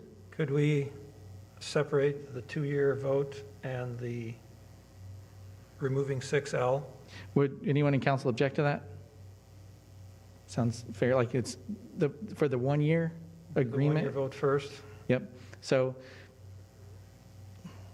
would any council member object to voting on the amendment first to do the 1 year? Make a motion to amend Well, the amendment? amend the amendment? Okay. Oh, goodness, this is scary. Would it be Councilmember Miller's Motion? I don't know if, trying Mr. to Rogers, think through- does the original have to amend the amendment, or can another member amend the amendment? Another member can. Can you repeat that, But you please? can separate the question too, Mr. Mayor. That's what I mean, separate the question. Split the motion? Okay, so we're going to split it then? No, it's been requested to separate those multiple items in the amendment motion, and there's been a request to separate those items, and Mayor could do that. Oh, that's right, that doesn't require a vote. Okay, thank you. So we will split then. Correct. And Did I just for future reference, that's your call? Is that what he's saying? if it's just splitting the question. Yep, okay. So what we'll vote on first, just a hand vote, is to amend the contract to change it from the current 2-year to just being a 1-year. So, and then they'll take it back to the second amendment. So are all in favor, say aye. Aye. All opposed? Okay, so this does go into a 1-year, and that takes us to the second amendment, which was the removal of item 6L, the Island Park Beach House references, and I think that's it at this point. So any further discussion on that amendment? Okay, so again, we're only voting on the amendment, not on the final approval. So all in favor of this amendment, say aye. Aye. Opposed? Aye. Hey, Aye. Okay, so I'll need a show of hands. So raise your hand if you are aye. So I'm seeing 1, 2, 3, 4 ayes with Councilmember Dunn. And those nay, raise your hand, please. 1, 2, 3. So 4 voting aye, 3 voting nay. That does pass into being part of the amendment for striking 6L from this document and the Island Park Beach House reference. So that takes us back to this amended document now. Is there any further discussion from council on the document as amended? Just one question for Kevin Rogers, because I couldn't quite hear your answer when you answered before. As the document is now amended, would it affect any affiliate or other entities, or does the document now just really pertain to Sturgis Falls cleanup and those parks that they get exclusive rights to? I believe what you stated is correct. Okay, thank you. And this is slightly different from many of the things that come before council, where if this is approved, it still has to go back to the Sturgis Falls Committee for their consideration and approval. So it's not a done deal, and it will have to then come back. Well, actually, if they approve, as I understand it, we're able to sign off on our end. It'd be up for Sturgis Falls to sign off on theirs. So, They Councilman not already DeBoer? signed off on the That was document? somewhat my question, was the Sturgis Falls has already signed off on the contract that's in our agenda. So, Well, we're changing it. but you're changing it, so we don't know whether Sturgis Falls would even approve it then. Correct. Okay. And that would have to go before the board as well. The other option would be just to vote down the entire contract and then go back into discussions. So at least this gives, as I understand it, for Attorney Rogers, let me know if I'm off here, but my understanding of a change to this, as by amending this contract, we're bringing back forward basically a counter proposal to Sturgis Falls that they can either agree to or disagree to. Is that correct? Right, they didn't submit this language for agreement, so that's not what their offer was. Right. Okay. So is that clear? Yes, Councilor Miller? Thanks for validating that. I appreciate it. And I just want to reiterate how important it is, I think, to these other groups out here that are having an event during Sturgis Falls, how important it is that we find an agreement moving forward here. We can make this work. I have to believe we can find a way to make this work. And we keep going back to a percentage. I don't know how that plays out, but understanding that we've already approved a permit for Live to 9 down there with no obligation, I hope that they're involved as well moving forward.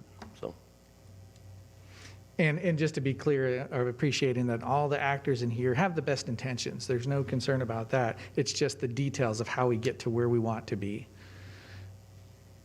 So any other discussion for council before a vote? So it's been motioned and seconded with the item as amended, which is the contract pulling item, or without item 6L, or the Island Park Beach House, and as a 1-year contract. So it's been motioned and seconded and requires a roll call vote.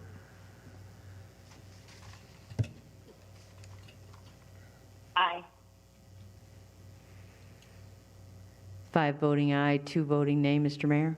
Okay, so that does pass as amended, and we'll go back to the Sturgis Falls Committee for their consideration.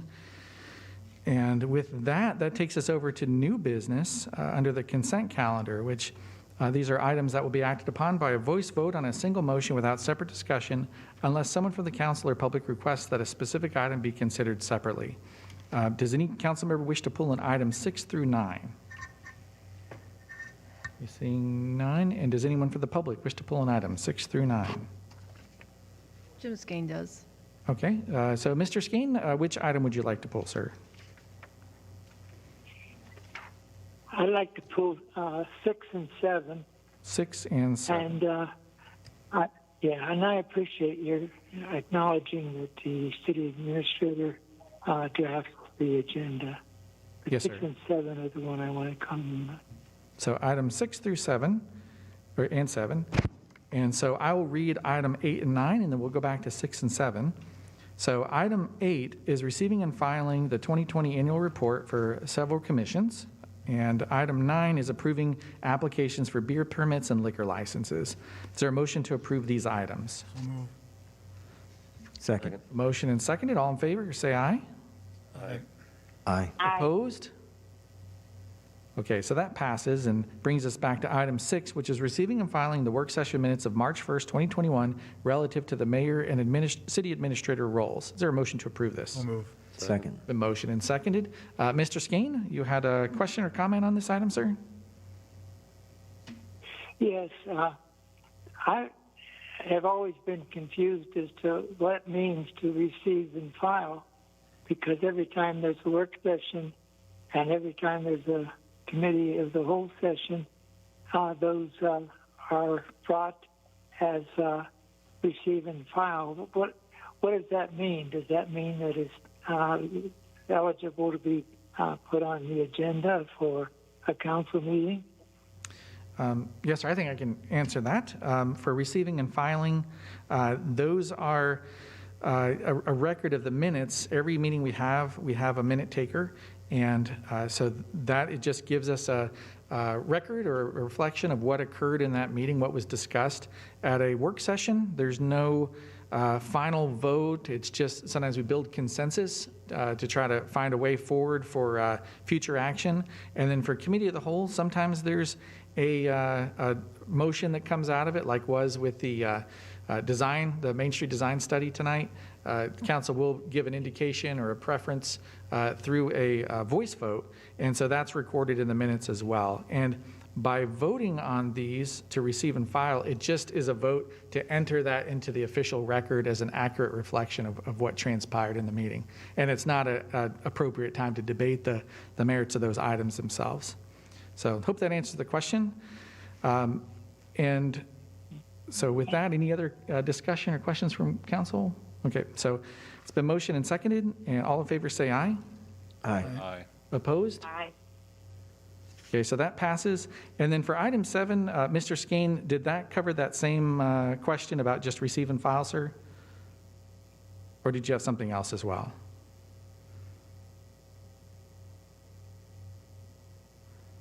We'll need to unmute.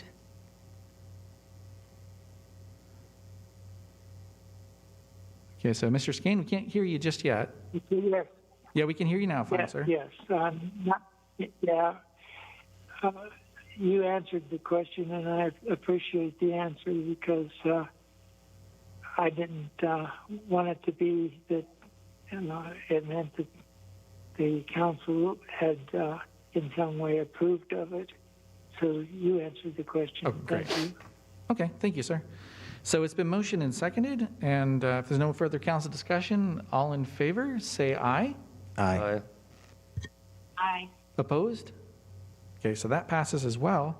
That brings us out of the consent calendar and over into the resolution calendar, which the following items are acted on by a roll call vote on a single motion without separate discussion, unless someone from the council or the public requests that a specific item be considered separately. So does council wish to pull any item from 10 to, I've lost my spot, 10 to 21?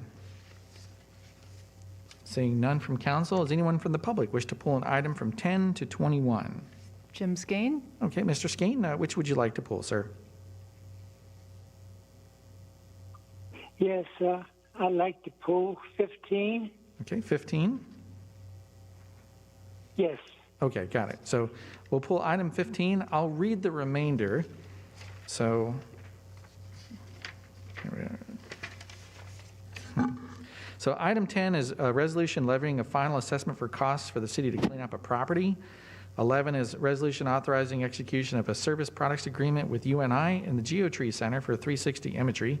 Look forward to seeing the results of that. Item 12 is resolution approving certificate of completion and accepting the work of Envision Architecture for the public safety facility. 13 is a resolution approving the certificate of completion and accepting the work of Peters Construction for that public safety facility. 14 is a resolution approving the receipt of public improvements, right, for Pheasant Hollow 7th edition.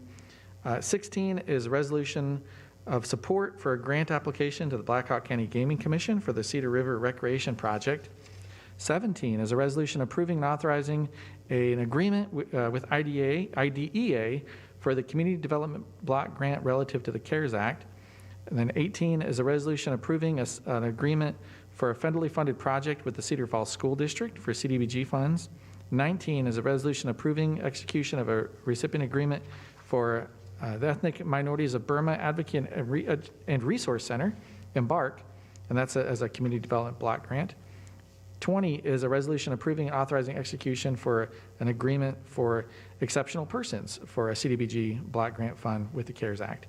So, and 21 is a resolution setting April 5th, 2021 as the date of a public hearing for a private development agreement with Stone and Terrace for the rehabilitation of 108 East 4th Street. Is there a motion to approve those items minus 15? So moved. Second. The motion and seconded.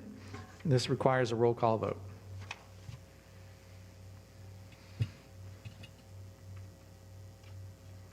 Aye.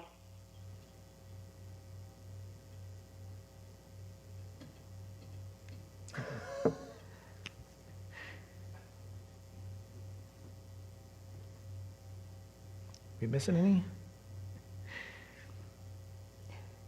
I think Councilmember Dara had an issue with his voting box. Can we just revote? Yes, we'll restart the vote then. I'd be okay with that. Aye. All voting aye, Mr. Mayor. Thank you, Madam Clerk. So item 15 is a resolution approving and accepting the contract and bond of K. Cunningham Construction Company for the Downtown Streetscape and Reconstruction Project Phase 2. Is there a motion to approve? So moved. The motion and seconded. And Mr. Skane, you had a comment or question on this item, sir? Yes, I do. I would like to have more information as to what part of the downtown project this covers, like which streets, and also I would like to know what is the cost of this part of the project if you're bonding. Okay, thank you, sir. We can do that for you. So for the streets that are affected by this, Director Shaggy, could you provide some detail and then the cost as well? Sure. So this project will involve the east section of 3rd Street, which would be from Main to State. It will be the reconstruction of 3rd as well as the parkade area. It will also be 4th Street from State to Washington, which will involve the reconstruction of 4th as well as the parkade sidewalk area. And additionally, West 5th Street from Washington to Main, the restoration of that street as well as the sidewalk parkade area. And then also the Main Street parkade from 3rd to 6th. And the cost of the construction, the low bid was right at about $2.4 million. Okay, thank you. So any other questions or comments from council on this? All right, so it's been motioned and seconded and requires a roll call vote. Aye. All voting aye, Mr. Mayor. Thank you, Madam Clerk. Brings us over to bills and payroll, or excuse me, bills and claims. So Item 22, is there a motion to approve So bills and moved. claims? Second. Motion is seconded. Any discussion? Then this requires a roll call vote. Aye.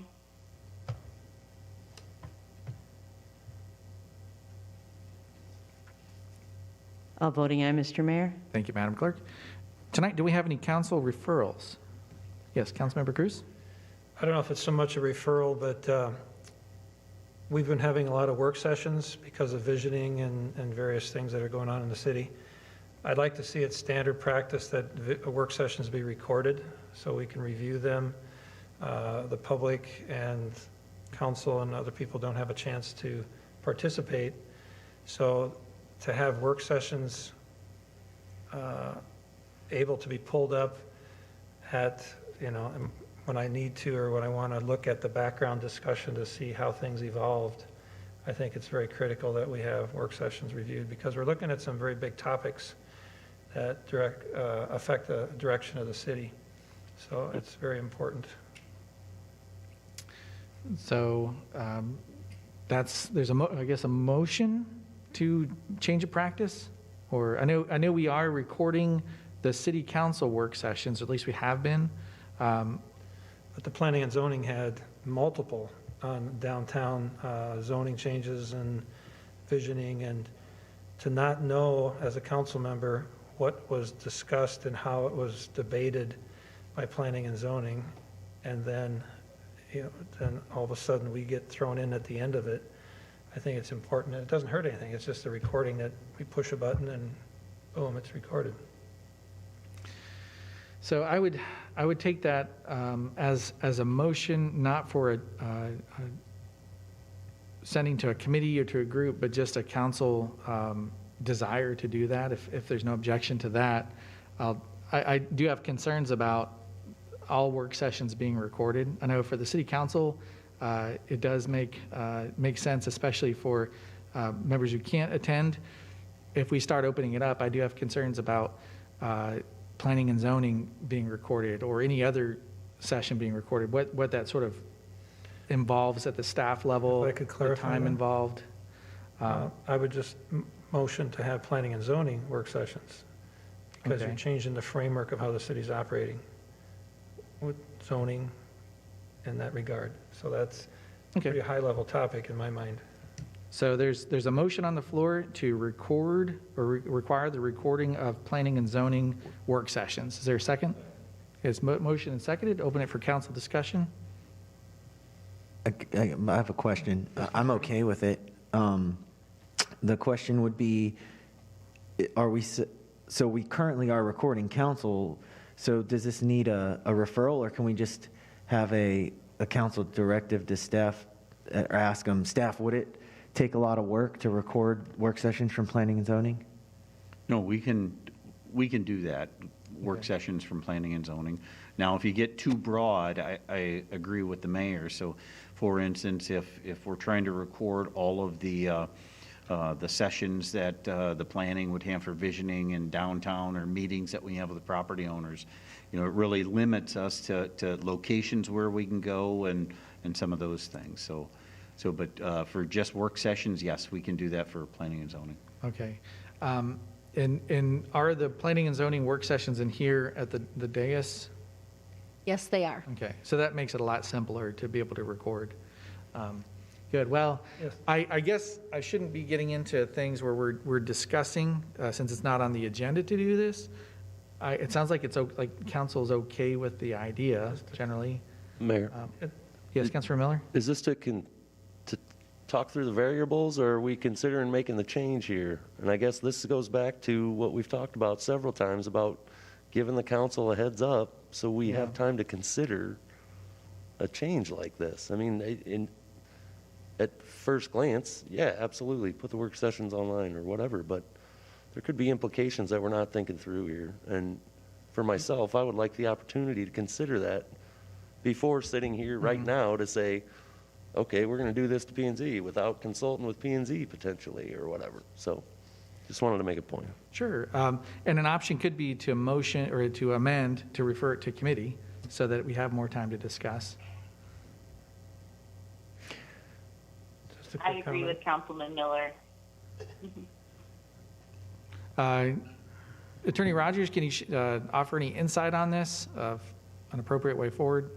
It could be, I'm not comfortable with council acting on this. It wasn't on the agenda, but it could be a referral to staff to study the feasibility or referral to committee for a report.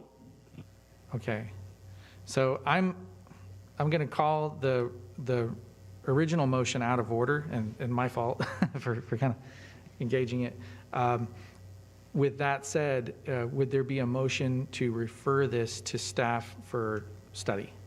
Yes, that's probably the safest way to Yes. move forward. Okay. And to clarify, I'm not interested in charrettes and all the other things, just the main, when you really get to the nuts and bolts about discussing city codes and ordinances and zoning and all that should be recorded so we can go back and reference it. Okay. So are you making that motion then? Yes. Okay. So Councilmember Cruz has made a motion to refer this to staff. Is there a second? I'll second. Okay, motion and seconded. Any other discussion? Okay, so all in favor, say aye. Aye. Aye. Opposed? Okay, so that passes. I didn't hear Councilmember Dunn on that, though. Aye. Okay, thanks. So that will be referred to staff then, and I apologize for my parliamentary error there. Any other referrals tonight? Okay, seeing none, then council updates?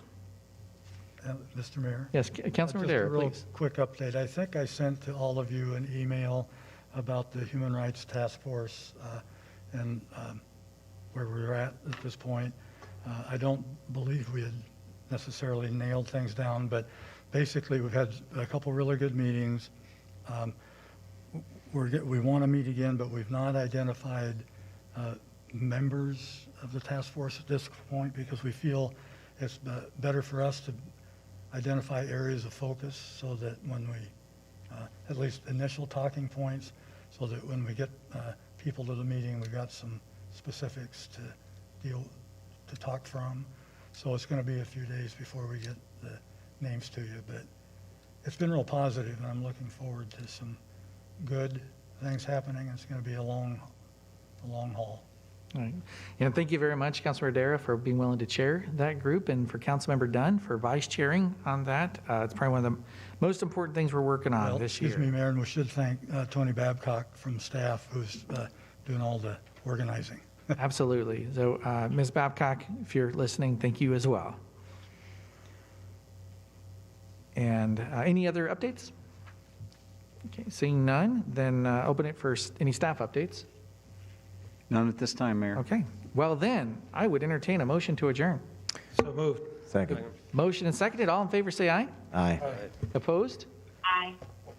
We are adjourned. Thank you. The delay. Thanks for the fantastic discussion tonight.